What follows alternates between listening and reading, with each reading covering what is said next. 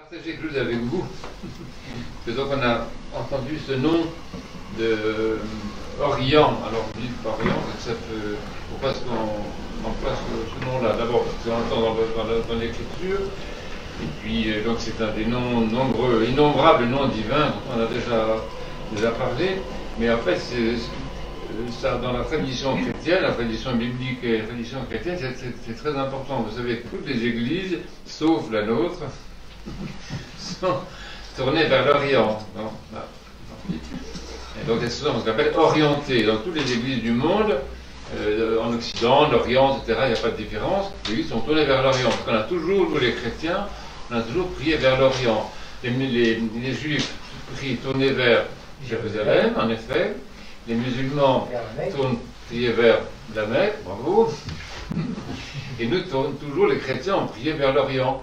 Même dans le désert, même quand il n'y avait pas d'église, il y a des ascètes du désert, des gens extraordinaires, très sympathiques, très bons, très profonds, qui priaient beaucoup. Et alors, je crois que c'est Abbassi Soès, il priait dehors, il n'y avait pas d'église, et dans le désert, il ne pleut pas, ça va.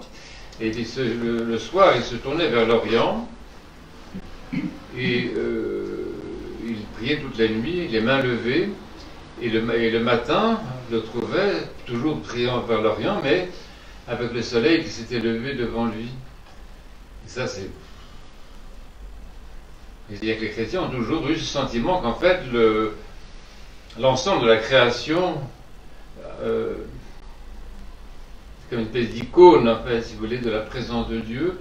Et donc, on a vraiment vécu ça, et encore maintenant, je ne sais pas, en Roumanie, par exemple, des paysans de connaissance dans le champ, s'ils doivent prier quelque part, s'il n'y a pas d'église, ils se tournent vers l'Orient. Vous voyez, c'est quelque chose d'instinctif chez nous, et en fait, c'est un sens très profond, parce que vous savez ce que veut dire le mot Orient, c'est un mot qui vient du latin, ça veut dire se lever. Se lever, c'est-à-dire qu'il y a, dans un monde qui est, qu'on ne juge pas, qui est quand même un petit peu obscur, avec certains problèmes que vous n'êtes pas censé ignorer, non? Le croyant attend. Et dans la Bible, c'est pareil, parce que les problèmes, c'est pas au XXIe siècle qu'ils sont arrivés, enfin, il faut être un petit peu raisonnable. Et donc, quand on voit l'histoire de la Bible, les déportations à Babylone, ou je sais pas où, chez les Assyriens, les Perses, les Égyptiens, Bon.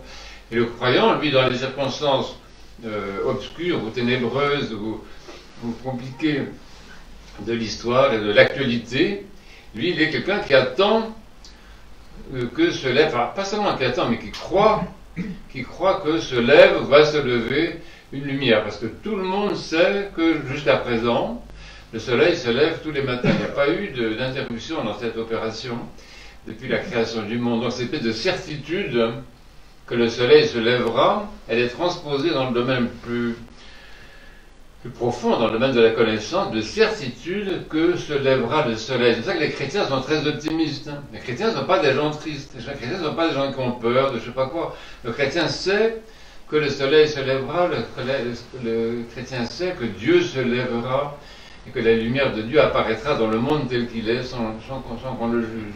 Et c'est quelque chose qui me frappe beaucoup. Non seulement on a entendu ça dans la lecture du saint prophète Isaïe, que Dieu nous sauve par ses prières, mais on l'a entendu aussi dans les psaumes, et en particulier, parce que chaque soir ça me frappe beaucoup, je crois que vraiment Dieu est grand.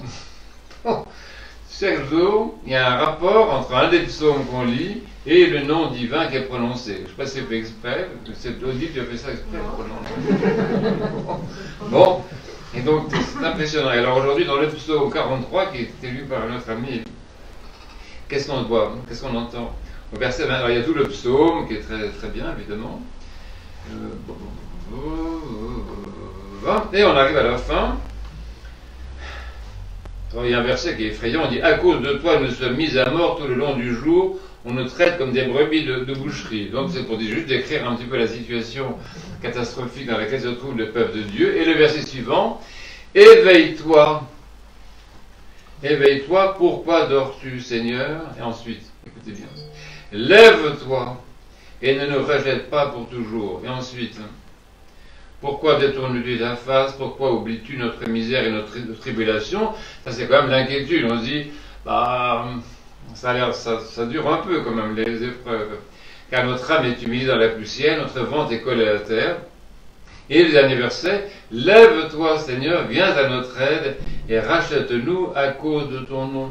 Donc vous voyez, il y a ici vraiment un thème qui est très important et qui justifie, si vous voulez, notre attitude de chrétien dans le monde, dans l'actualité, dans l'histoire. Nous sommes des gens pas comme les autres, pas les chrétiens, les gens de la Bible. On n'est pas comme les autres.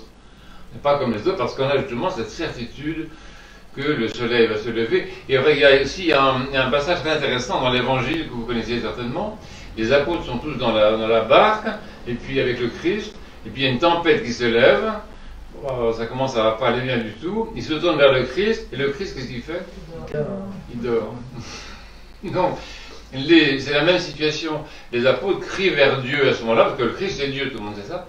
Le Christ c'est Dieu, donc il crie vers lui, disant, mais pourquoi dors-tu justement? Cette manière d'appeler Dieu à l'aide, de tirer Dieu de son sommeil, quelque chose qui est très profond.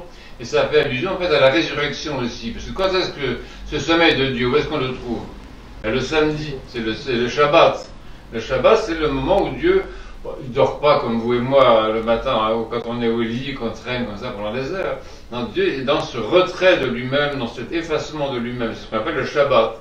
Et donc les croyants crient vers Dieu en disant, sors de ton Shabbat et montre ta lumière, c'est-à-dire la résurrection. Et c'est très intéressant.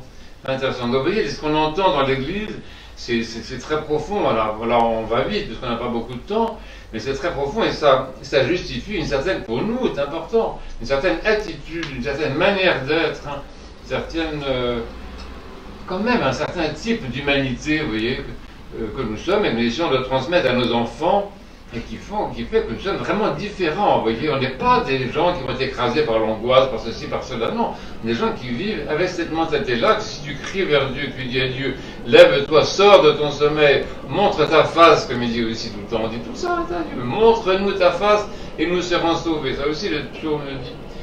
Et ça, c'est vraiment notre mentalité, notre façon de fonctionner. Et ça apporte beaucoup à la société. Les chrétiens sont dans la société actuelle le seul type d'êtres humains qui sont porteurs d'une espérance. Quand même, faut me le dire, vous voyez. C'est pas de triomphalisme, on dit ah, on est les plus forts. C'est un fait. Les chrétiens sont dans la société planétaire d'aujourd'hui, qui vit dans la terreur absolument, partout et dans tout ce que vous savez. Les chrétiens sont porteurs de cette espérance, qui n'est pas seulement une espérance vive, mais c'est une certitude. On reviendra et on attend ça et on est prêt à la cultiver, à la recevoir, et on la reçoit effectivement, parce qu'effectivement on est nourri par cette lumière. À Dieu soit la gloire dans les siècles des siècles. Amen.